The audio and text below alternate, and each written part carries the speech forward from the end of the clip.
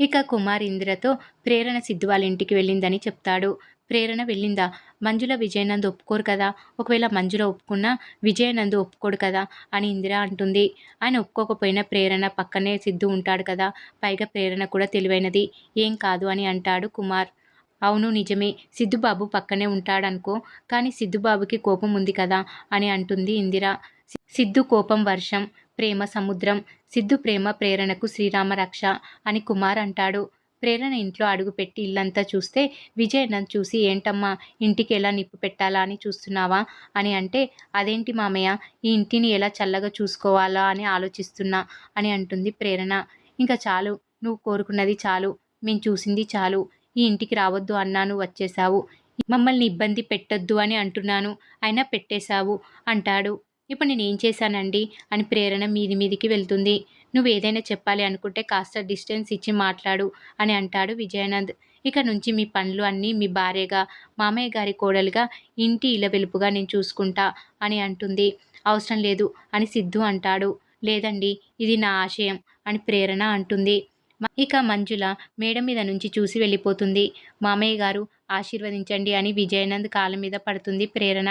ఇది సామాన్యురాలు కాదు అని అనుకుంటాడు విజయానంద్. మొత్తానికి నా కొడుకుని నా ఇంటికి తీసుకొచ్చావు, దానికి నాకు సంతోషంగా ఉందని అంటాడు. మీ ఆశీస్సులుంటే ఏమైనా చేసేస్తా మామయ్య గారు అని ప్రేరణ అంటుంది. ఆల్రెడీ నువ్వు చేసింది చాలమ్మా, ఇంకేం చూస్తాం అని అంటాడు. మామయ్య గారు నా దగ్గర ఓ ప్లాన్ ఉంది అని ప్రేరణ అంటుంది. ఏంటి ఆ ప్లాన్ అని విజయనంద్ అడుగుతాడు. మరోవైపు ప్రేరణ గురించి ఐశ్వర్య, ఇందిర, రంజిత్ మాట్లాడుకుంటూ ఉంటారు. ఫోన్ చేసి అక్కతో మాట్లాడాలి కదమ్మా అని ఐశ్వర్య అంటే, నా ఫోన్ లిఫ్ట్ చేయడం లేదు అని అంటుంది ఇందిర. మీ అక్క అత్తారింటికి వెళ్ళిందనా, నీకు చెప్పకుండా వెళ్ళిందనా, అసలు నీ ప్రాబ్లం ఏంటి అని ఐశ్వర్యని అడుగుతాడు రంజిత్. తప్పు చేసింది సరిదిద్దుకోవడానికి వెళ్ళిందని ఇందిర అంటుంది. అక్క బట్టలన్నీ ఇక్కడే వదిలేసి వెళ్ళింది, అన్నీ తీసుకెళ్తా అని ఐశ్వర్య అంటే, అవసరం లేదు, ఎక్కడికి వెళ్ళాలో తెలిసిన దానికి ఎలా ఉండాలో తెలుసులే అని ఇందిర అంటుంది. ఇక ప్రేరణ ఇంట్లో ఉన్న సీసీ కెమెరాల ముందుకు వెళ్ళి, హాయ్, నేను ప్రేరణ, ఇప్పటి వరకు మీలో నాలో ఒక్క యాంగిల్ మాత్రమే చూశారు, కానీ ఇక నుంచి అప్డేటెడ్ ప్రేరణని చూస్తారు. నా పర్ఫార్మెన్స్ మామూలుగా ఉండదు, ఇక నుంచి ఎంటర్టైన్మెంట్ మామూలుగా ఉండదు, బాలీవుడ్, కోలీవుడ్, హేవుడ్ కాదు, ఒక పాన్ ఇండియా మూవీ చూపిస్తా, అస్సలు మిస్ చేసుకోకండి అని ప్రేరణ అంటుంది.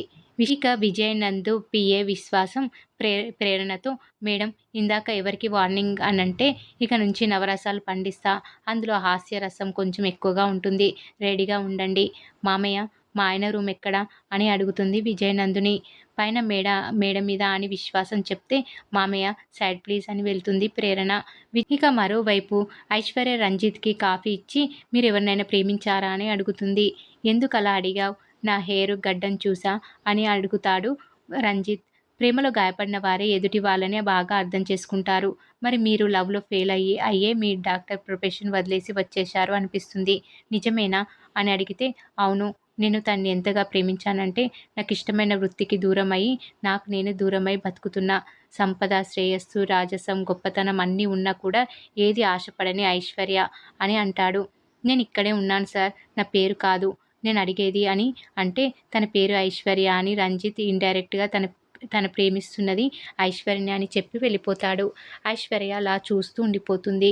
ఇక గణకి విశ్వాసం కాల్ చేసి, మీకు ముఖ్యమైన ఇన్ఫర్మేషన్ సార్ అని చెప్తాడు. ఏంటది అంటే, ప్రతిదానికి ఒక రేటు ఉంటుంది సార్ అని అంటాడు విశ్వాసం.